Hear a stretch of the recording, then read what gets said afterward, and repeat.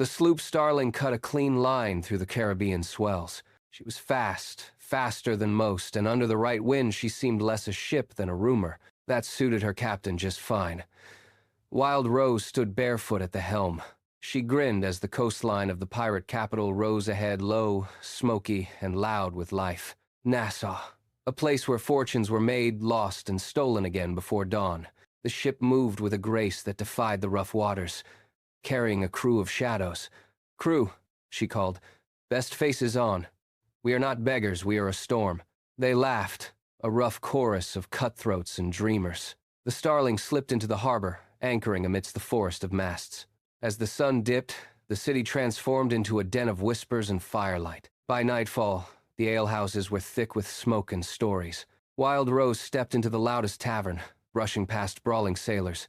She wore no jewels, just a weathered coat and an unsettling calm. She dropped a heavy pouch onto the bar. It landed with a thud. "Rum," she said.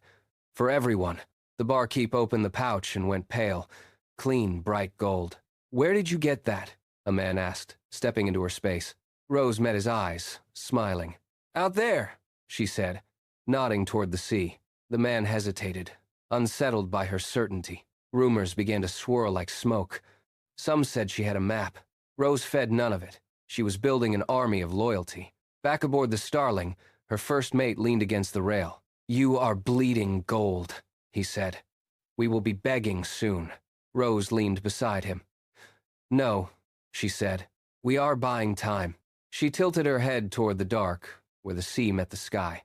The next night, a drunken captain slammed his tankard down. The door creaked open. Rose stepped in, calm as ever. She tossed something onto his table. It spun once, then settled.